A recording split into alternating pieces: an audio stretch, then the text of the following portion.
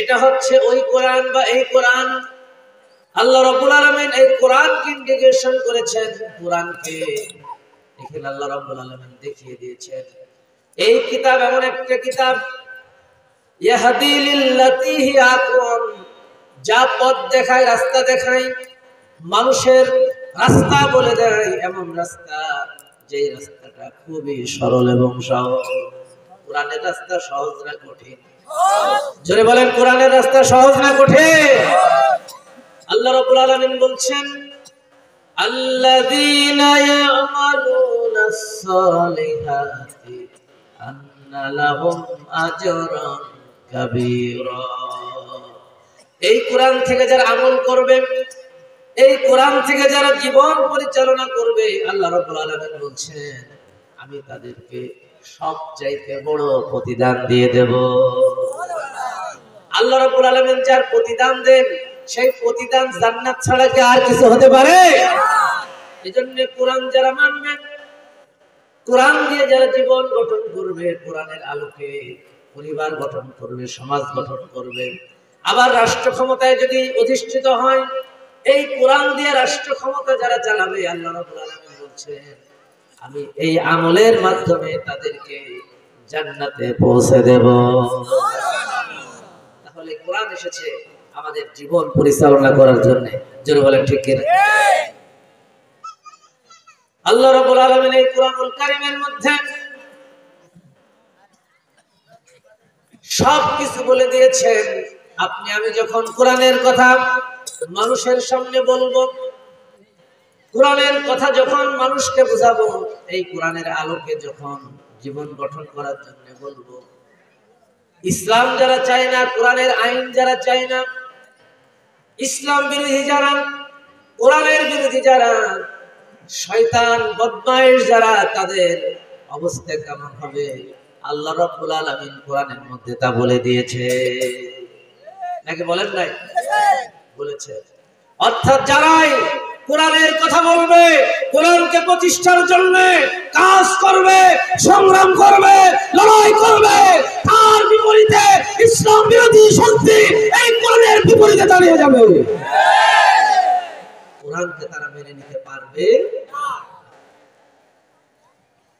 মক্কা নগরীতে সূরা জুমার অবতীর্ণ হলো। সূরা জুমারের মধ্যে রব্বুল আলামিন কাফেরদের পরিণাম সম্পর্কে বলেছেন, কাফেরদের কর্মপন্থা সম্পর্কে বলেছেন। কোরআনের বিপরীতে, ইসলামের বিপরীতে, সত্যের বিপরীতে কাফেরদের কর্মসূচি কি হবে সব আল্লাহ তাআলা বলে দিয়েছেন। আমি যে আয়াতটি তেলাওয়াত করেছি, আল্লাহ রাব্বুল আলামিন বলছেন ওয়া ইযা যুকিরাল্লাহু ওয়াহদাহু শুমাযাত কুলুবুল্লাযীনা লা ইউমিনুনা বিল আখিরাহ। ওয়া ইযা যুকিরাল্লাহু ওয়াহদাহু, যখন তাদের সামনে আল্লাহর তেলাওয়াত, কোরআনের তেলাওয়াত করা হয়, ইসলামের কথা বলা হয়, কোরআনের বক্তব্য উপস্থাপন করা হয়, সত্যের কথাগুলি যখন তাদেরকে শোনানো হয়, যারা আখিরাতে ঈমান রাখে না, যারা পরকালে ঈমান রাখে না, যারা হচ্ছে কাফের, যারা মুশরিক, যারা জালেম, তারা কি আখিরাতে ঈমান রাখে? না। মুনাফিকরা তো রাখে নাকি? কি মুনাফিকরা রাখে? এক কথায় যারা এই কোরআনের বিরোধিতা করে, ইসলামের বিরোধিতা করে, আল কোরআনকে পৃথিবী থেকে মুছে দিতে চায়, তারা আখিরাতে ঈমান রাখে না।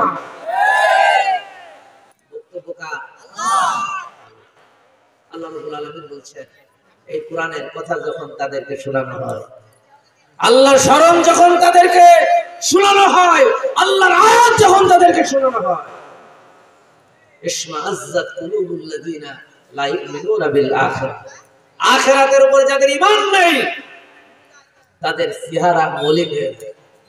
চেহারা কি হয়ে যায়? মুখটা ছোট হয়ে যায়, অন্তরটা ছোট হয়ে যায়। অর্থাৎ কোরআনের আলো তারা সহ্য করতে পারে না। এরকম মানুষ আমাদের দেশে নাই, এই জায়গায় নাই, আছে? দেখবেন বিগত 17 বছরে এই সংখ্যা ছিল অনেক বেশি। এখন অনেকে গা ঢাকা দিয়েছে। এখন অনেকে কি ঢাকা দিয়েছে? গা ঢাকা দিয়েছে। তারা কিন্তু রাতের আধারে একজন আরেকজনের সাথে মিলিত হয়। আপনারা খেয়াল করুন, তাদের দোস্তি, তাদের বন্ধুত্ব যেমন ওদের সাথে হয়। এবং কোরআনের যে উত্থান, ইসলামের উত্থান, ইসলাম প্রতিষ্ঠার আন্দোলনের যে গতিবেগ, এটা দেখার সাথে সাথে তাদের অন্তরটা মলিন হয়ে যায়। মনে মনে বদদুয়া করতে থাকে, আইরে সব শেষ হয়ে গেল, সব শেষ হয়ে গেল, নেত্রীর কাছে পালিয়ে আমরাও শেষ হয়ে গেলাম। এরকম লোক আছে না নাই? আছে। আল্লাহর কোরআন যা বলেছে তাকে সত্য নাকি মিথ্যা?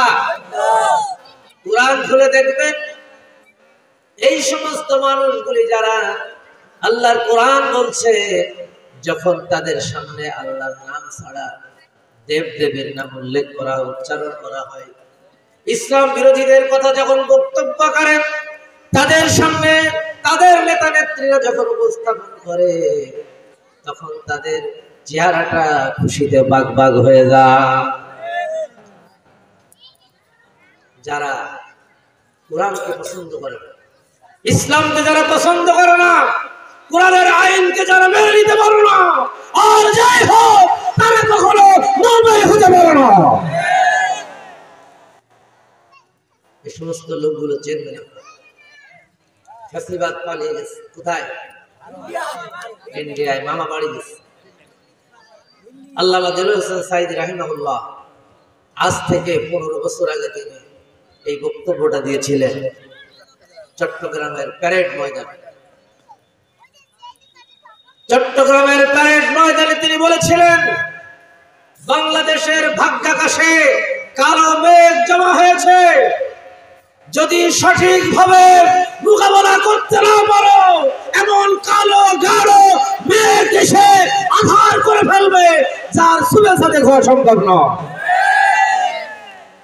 তৎকালীন সময়ে মুসলমানরা সত্যিকার অর্থে এই বাংলাদেশকে গাইড করতে পারে না, যার কারণে 17 বছর বাংলার আকাশে কালো মেঘ জমেছিল।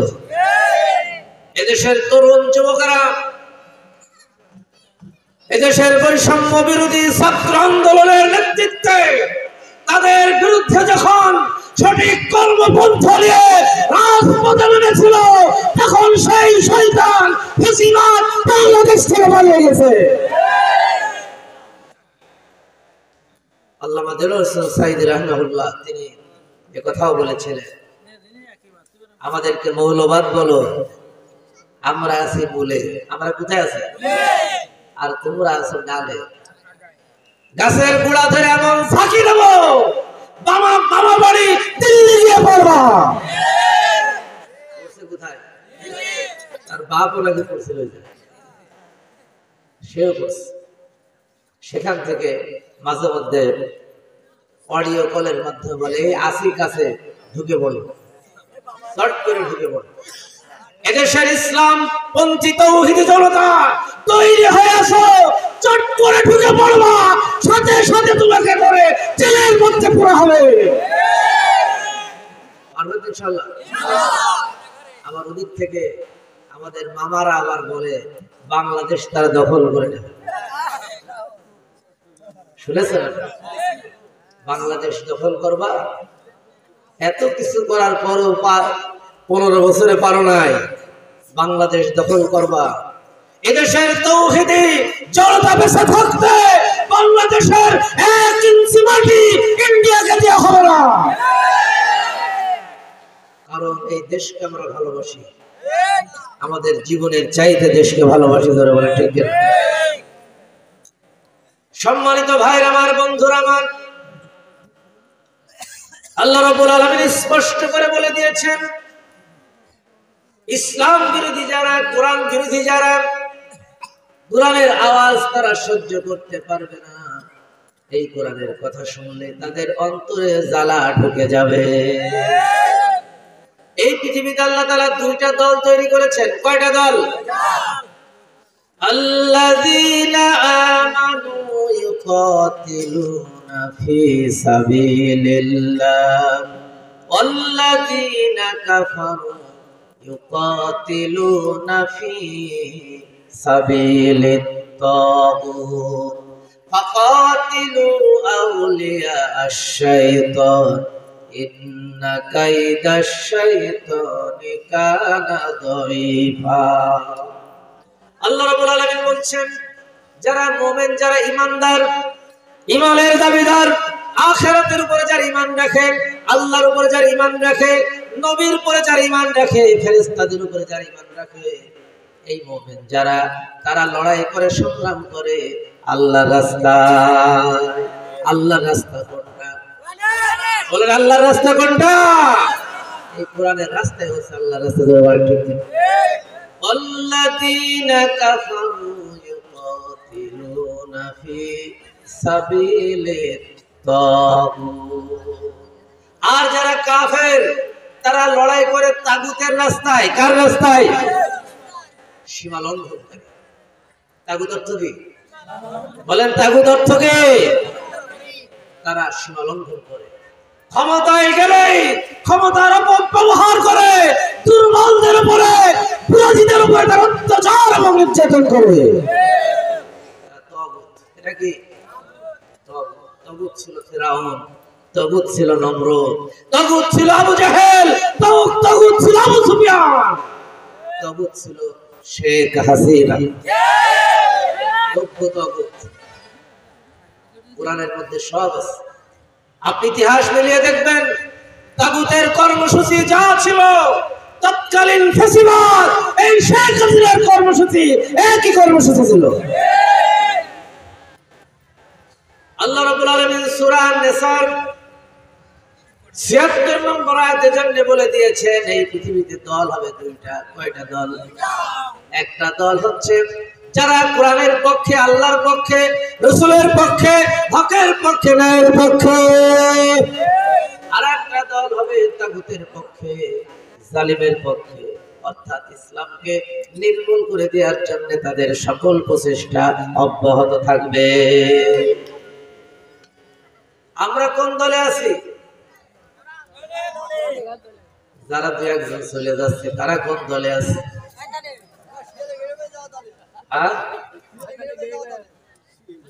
যে উঠবেন না, বেশিক্ষণ আলোচনা করবো না, বলে দিয়েছে 10:30টায় শেষ হবে ইনশাআল্লাহ। বল সম্মানিত ভাই, এই জন্য আমরা আল্লাহর দলে। বলেন কার দলে? আমরা আছি কোরআনের দলে, ইসলামের দলে, হকের পক্ষে, ন্যায়ের পক্ষে, বাতিলের বিরুদ্ধে। জোরে বলেন ঠিক কিনা? পারবেন লড়তে? পারবেন তো ইনশাআল্লাহ। আরেকটা দল আছে, তারা আছে মুনাফিক। সব দলে আছে। আসলে তারা কোন দলে? বলেন। ওরা হচ্ছে শয়তানের দল। কোরআনে সব আল্লাহ তাআলা বলে দিয়েছে। আল্লাহ রাব্বুল আলামিন সূরা মায়েদার 104 নম্বর আয়াতে বলেছেন, ওয়াইযা, সূরা নিসার 61 নম্বর আয়াতে বলেছেন, ওয়াইযা কিলা লাহুম তাআলাউ ইলা মা আনজালাল্লাহু ওয়া ইলার রাসূলি রাআইতাল মুনাফিকিনা ইয়াসুদ্দুনা আনকা সুদুদা। আল্লাহু আকবার। যখন তাদেরকে বলা হয় আসো আসো, আল্লাহ যা নাযিল করেছেন তোমাদের উপরে, এই কোরআনের পথে আসো, কোরআনের সঠিক পথে আসো, তখন দেখবে মুনাফিক যারা, তারা এই কোরআনের বিরোধিতায় তারা লিপ্ত হয়ে যায়। তারা কিসের বিরোধিতা করে? কোরআনের বিরোধিতা করে। আর কাফেররা কার বিরোধিতা করে? বলেন কাফেররা কার? সূরা হামিমাস সাজদার 26 নম্বর আয়াত আল্লাহ রাব্বুল আলামিন বলেছেন, ওয়াকালাল্লাযীনা কাফারু লা তাসমাউ লিহাযাল কুরআনি ওয়ালগাউ ফি লাআল্লাকুম তাগলিবুন। কাফেররা বলে, খবরদার খবরদার, তোমরা কোরআনের আওয়াজ শুনবে না, কোরআনের আলোচনা শুনবে না। যেখানে কোরআনের আলোচনা হয়, কোরআনের আলোচনায় তোমরা যাবে না। আর কোরআনের আলোচনা বন্ধ করার জন্য তৎকালীন সময়ে তারা ঢোল ডুগি তবলা বাজাতো, যাতে যাতে কোরআনের কথা কেউ শুনতে না পারে। আজ বাংলার জমিনে অসংখ্য জায়গায় বিগত 17 বছরে কোরআনের মাহফিল করতে দেয় নাই এই জালেম ফাসিবা। কোরআনকে তারা বন্ধ করে দেয়, কারণ কোরআনকে তারা ভয় পায়। কোরআনের আওয়াজ তাদের কানে ঢুকলে তাদের কানে জ্বালা বেঁধেছে। আল্লাহ কোরআনে বলেছে, সূরা জুমারের 45 নম্বর আয়াতে আল্লাহ এই কথাই বলেছেন, যখন আল্লাহর কথা তাদেরকে স্মরণ করানো হয় তখন তাদের চেহারাটা মলিন হয়ে যায়। এরা হচ্ছে মুনাফিক, এরা হচ্ছে কাফের, এরা হচ্ছে তাগুত। জোরে বলেন ঠিক কিনা? তাদের চেহারা কি হয়ে যায়? মলিন হয়ে যায়। আবার যখন তাদের লাত মানাত উজ্জা, তাদের ফাসিবাদের প্রশংসা করা হয়, তাদের উত্থানের কথা বলা হয়, ওয়াইদা যুকিরাল্লাযিনা মিন দুনিহি ইযা হুম ইস্তাবশিরুন। আল্লাহ বলছে তাদের চেহারায় দেখবা হাসি, তাদের চেহারা খুশি হয়ে গেছে, কারণ আল্লাহ বিরোধী সমস্ত কাজ করবে তাদের অন্তর খুশি হয়ে যায়। তাদের ঈমান আছে? বলেন ঈমান আছে? সম্মানিত ভাইরা আমার, বন্ধুরা আমার, এই ফ্যাসিবাদ ইসলাম বিরোধী শক্তি তারা কোরআনের নূরকে নিভিয়ে দিতে চায়। কোরআনের মধ্যে আছে না? ইউরিদুনা লিউতফিউ নূরাল্লাহি বিআফওয়াহিহিম আল্লাহু মুতিম্মু নূরিহি ওয়ালাউ কারিহাল কাফিরুন। তারা চায় তাদের মুখের ফু দিয়ে কোরআনের আলোকে তারা নিভিয়ে দেবে। কারা? বলেন কারা? কাফের, মুশরিক, ইসলাম বিরোধী শক্তি। তাদের পাছা সব এক জায়গায়। রসুনের পাছা কয় জায়গায় থাকে? রসুন কিন্তু অনেক বড় হয়, অনেক বড় রসুন দেখেছেন না? ইন্ডিয়ায় তৈরি হয়, মিশরে তৈরি হয়, কিন্তু পাছা কোথায় থাকে? সমস্ত কাফের, সমস্ত মুশরিক, সমস্ত জালেম, ইসলাম বিরোধী শক্তি তারা সব এক। আল কুফরু মিল্লাতুন ওয়াহিদ। কুফর সব কি এক দল? কুফর কি সব এক দল। এবং তারা যখন মুসলমানদের বিরুদ্ধে অগ্রসর হয়, ঐক্যবদ্ধভাবে মুসলমানদের বিরুদ্ধে তারা জিহাদে লিপ্ত হয়, তাদের জিহাদে। আর মুমিনরা তাদের সংখ্যা যত কম হোক না কেন, আল্লাহর উপরে তাওয়াক্কুল করে, ভরসা করে ওই বাতিলের বিরুদ্ধে যুদ্ধে লিপ্ত হয়ে যায়। সম্মানিত ভাই আমার, বন্ধুরা আমার, বদরের ময়দানে 1000 সৈন্য নিয়ে মক্কা থেকে আবু জেহেলের নেতৃত্বে রওনা হয়ে গেল। আল্লাহ নবী শুনলেন 1000 সৈন্য নিয়ে বদরের প্রান্তরে আসতেছে, হঠাৎ যুদ্ধ শুরু হয়ে যাবে। আল্লাহ নবী প্রস্তুতি গ্রহণ করতে পারেন নাই। খুব কষ্ট করে মাত্র 313 জন মুজাহিদ তৈরি করেছে। এরপর সকলের হাতে অস্ত্র দিতে পারেন নাই। রাসূলুল্লাহ সাল্লাল্লাহু আলাইহি ওয়াসাল্লাম যুদ্ধের কথা সাহাবীদের সামনে বলছিলেন, মনে মনে কৃতজ্ঞতা করছিলেন, না জানি আমার সাহাবীরা যুদ্ধটা কিভাবে মেনে নেবে। কারণ মক্কা থেকে এমনিতেই 1000 সৈন্য আসতেছে, অন্যদিকে আপন আপন লোক সব যুদ্ধ করার জন্য আসতেছে। কারোর মামা আসতেছে, কারোর খালু আসতেছে, কারোর ভাই আসতেছে, কারোর পিতা আসতেছে, কারোর আপন চাচা আসতেছে। এই আপন আপন লোকের বিরুদ্ধে যুদ্ধ করা কি খুব সহজ নাকি কঠিন? আল্লাহর নবীর জন্য যুদ্ধের কথা সাহাবীদের সামনে বলছিলেন, মনে মনে একটু ভয় পাচ্ছিলেন, না জানি আমার সাহাবীরা যুদ্ধটা কিভাবে মেনে নেয়। রাসূলুল্লাহর মনের অবস্থা বুঝতে পেরে বর্ষিয়ান সাহাবী মিকদাদ রাদিয়াল্লাহু তাআলা তিনি দাঁড়িয়ে গেলেন, দাঁড়িয়ে বললেন, সহিহ বুখারীর হাদিসে বর্ণনা করা হচ্ছে, ইনতাদিবনা ইয়া রাসূলুল্লাহি হাইসুমা তাশা। হে আল্লাহর রাসূল, আপনি আমাদেরকে নিয়ে চলুন আল্লাহ যেদিকে নিয়ে যেতে বলে।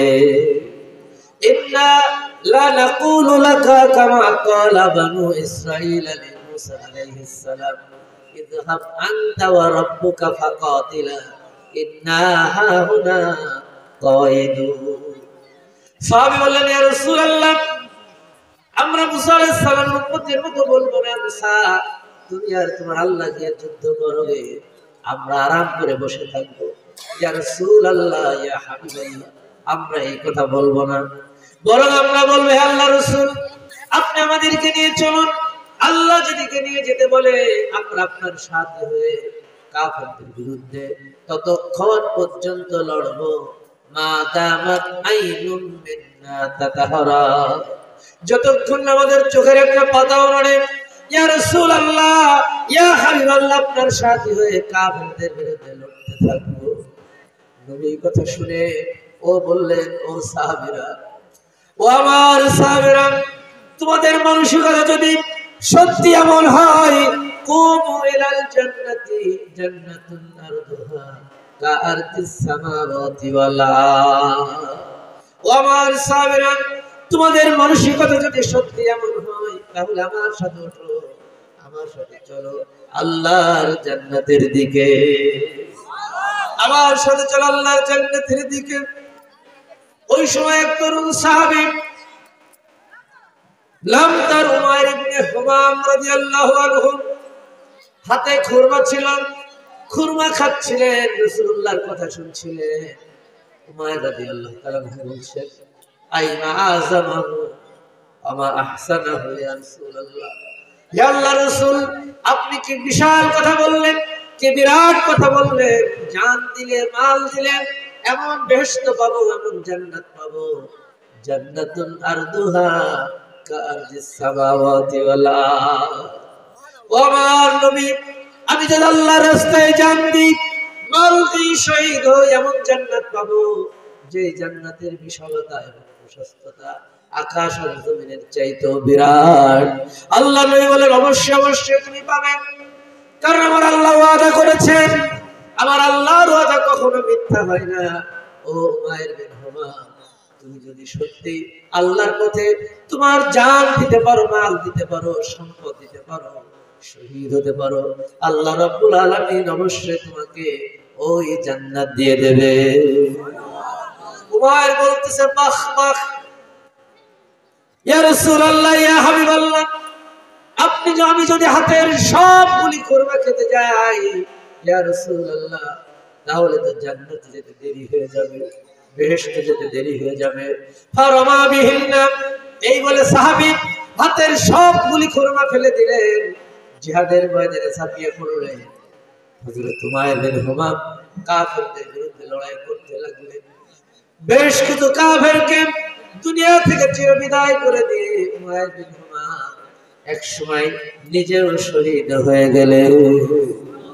উমাইর রাদিয়াল্লাহু তাআলা আনহুকে যখন শহীদের কাতারে একত্রিত করা হলো, একজন সাহাবী বলতেছেন, ইয়া রাসূলুল্লাহ, ইয়া হাবিবাল্লাহ, এই সেই উমাইর, আপনি যখন জান্নাতের কথা বলছিলেন, জান্নাতে যাওয়ার জন্য উমাইর এমন পরেশান হয়ে গেছে, এমন পাগল পারা হয়ে গেছে, ইয়া রাসূলুল্লাহ, হাতে ছিল খুরমা, খুরমাগুলো খাওয়ার সময় পাই না, খুরমাগুলো ফেলে দিয়েছিলেন। আর তিনি যুদ্ধের ময়দানে গিয়েছিল, বদরের প্রান্তরে উমাইর শহীদ হয়ে গেছে। আল্লাহ নবী কথাগুলো শুনছিলেন, চোখ দিয়ে গড়িয়ে গড়িয়ে পানি বের হচ্ছিল, দাড়ি ভিজে ভিজে। আল্লাহর নবী কথাগুলি শোনার পরে বললেন, ও সাহাবীরা, শুনে নাও, জেনে নাও, যে উমাইর আল্লাহর জান্নাতের জন্য হাতের খুরমাগুলি খাওয়ার সময় পাই নাই, আমি নবী সাক্ষী দিচ্ছি, ইন্নাকা মিন আহলিহা।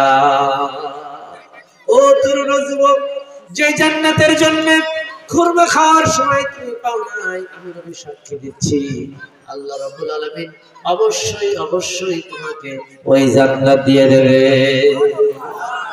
সম্মানিত ভাইরা আমার, বন্ধুরা আমার, তরুণ এবং যুবকরা শুনে নাও, আল্লাহর জান্নাতে যেতে চাও, শহীদ হওয়ার পরিকল্পনা করো, জীবনকে আল্লাহর রাস্তায় কুরবানি করার পরিকল্পনা করো, আল্লাহ রাব্বুল আলামিন তোমাকে ওই জান্নাত দিয়ে দেবে। সম্মানিত ভাই, জান্নাত পেতে হলে জান এবং মালের কুরবানি ছাড়া কখনোই জান্নাত পাওয়া যাবে। জান্নাত পেতে হলে বাতিলের বিরুদ্ধে বজ্র কঠোর ভাবে কোরআনের পক্ষে না দাঁড়ালে জান্নাত পাওয়া যাবে না।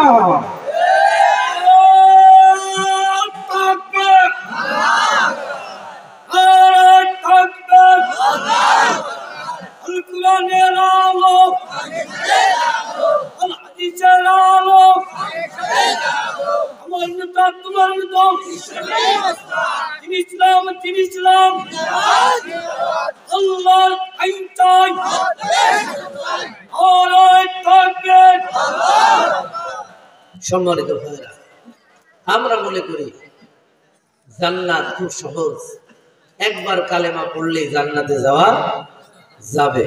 এই মানসিকতার লোক আমাদের দেশে আছে না নাই? এটা কি কম না বেশি? বেশি।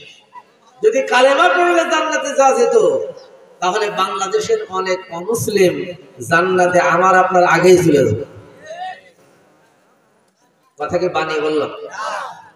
আমি 90 সাল সমুদ্রের 94 কি 95 সালে তখন ছাত্র বিশ্ববিদ্যালয়ে কেবল ভর্তি হয়েছে। ঢাকাতে যাওয়ার পথে তখন ফেরি পারাপার গাড়ি ছিল কম, লঞ্চ পারাপার গাড়ি ছিল বেশি। যারা ওই সময় ঢাকায় গেছে, লঞ্চে চড়ে আমরা নদী পার হচ্ছি, পদ্মা নদী। মাঝপথে যখন লঞ্চটা পৌঁছেছে তখন পূর্বাকাশে মেঘ জমা হলো, বাতাস শুরু হলো। মাঝপথে যখন বাতাস শুরু হয়, এমনি আমাদের নদীগুলো একটু খরস্রোতা, এখানে ঢেউটা বেশি হয়। তখন ট্রলারটা বা লঞ্চটা একবার এদিকে একবার ওদিকে দুলা শুরু করলো। অবস্থা এমন হলো, মাঝে মধ্যে ঢেউয়ের পানি এসে পড়তেছে ভিতরে। তখন সবাই সব চিন্তা বাদ দিতে পড়ছে, লা ইলাহা ইল্লাল্লাহু মুহাম্মাদুর রাসূলুল্লাহ। আল্লাহ তুমি বাঁচাও, আল্লাহ তুমি রক্ষা করো।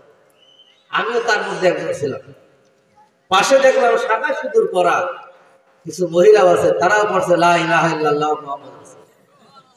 আমি বললাম যে আপনাদের চেহারা দেখে তো মনে হয় আপনারা অমুসলিম, তা আপনারা যে এই কালেমা পড়ছেন মুসলমানদের। তখন বলছে, বাবা দেখো মেঘ যা হয়েছে এই কালী দুর্গার কাজ, এটা এখন তোমাদের এই কালেমায় যদি রক্ষা করতে পারে এছাড়া কোনো সুযোগ নেই। তারা তো জান্নাতে যাবে নাকি? জান্নাতে যাবে, কালেমা পড়েছে তো, পড়লে হবে না। সম্মানিত ভাই আমার, বন্ধুরা আমার, এজন্য আমাদের ঈমান সাফ করা লাগবে, আমাদের বিশ্বাস সাফ করা লাগবে। মৌখিক স্বীকৃতির নাম ঈমান নাই। ঈমানের শর্ত হচ্ছে 3টা। জোরে বলেন কয়টা? ঈমানের শর্ত কয়টা? 1 নম্বর হচ্ছে মৌখিক স্বীকৃতি, ইকরার বিল লিসান।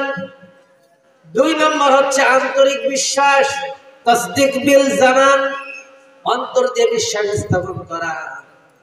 শুধু মৌখিক স্বীকৃতি দিলাম, অন্তর দিয়ে বিশ্বাস করলাম, কিন্তু কাজের মাধ্যমে প্রমাণ করলাম না। এরপরে আল্লাহ নবী বলছেন তোমার ঈমান হয় নাই, তোমার ঈমান হয় নাই। মৌখিক স্বীকৃতি দিয়েছো, বিশ্বাস করেছো, কিন্তু বিশ্বাসের আলোকে তুমি কাজ করো নাই, তুমি মুমিন হতে পারো না। সহিহ মুসলিমের হাদিস, লাইসাল ঈমানু বিত-তামান্না ওয়ালা বিল মুহাল্লা ওয়ালাকিন মা ক্বারা বিল কলব ফাসাদ্দাকাহুল আমা। অন্তরের আকাঙ্ক্ষা ঈমান নয়, অন্তরের আকাঙ্ক্ষা পোষণ করাই ঈমান নয়, বরং ঈমান হচ্ছে অন্তর দিয়ে কোনো কিছুকে বিশ্বাস করা এবং কাজের মাধ্যমে সেটাকে সত্যে পরিণত করা।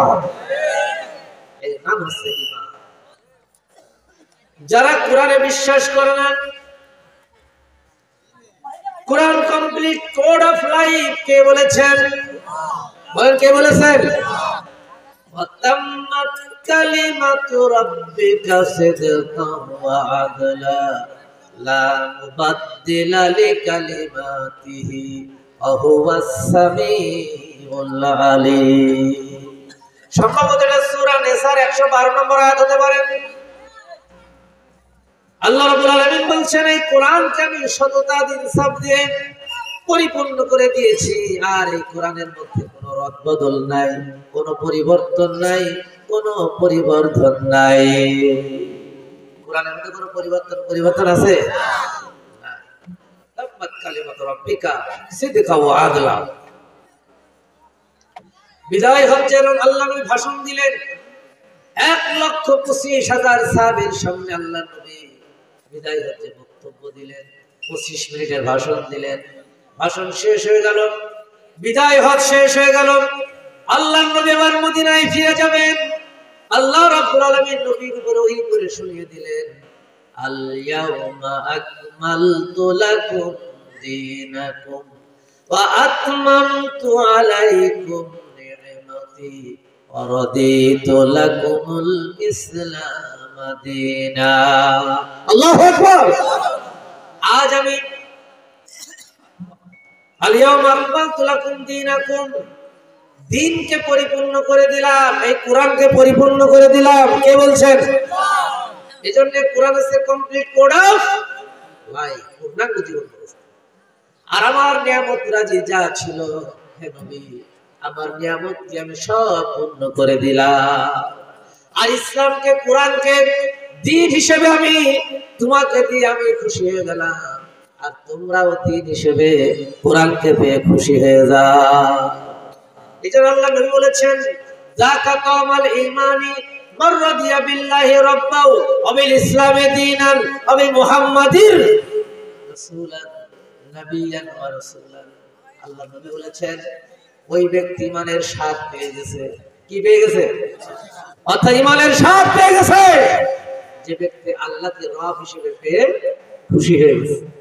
আল্লাহ আমাদের কি? জোরে বলেন, আল্লাহ আমাদের কি?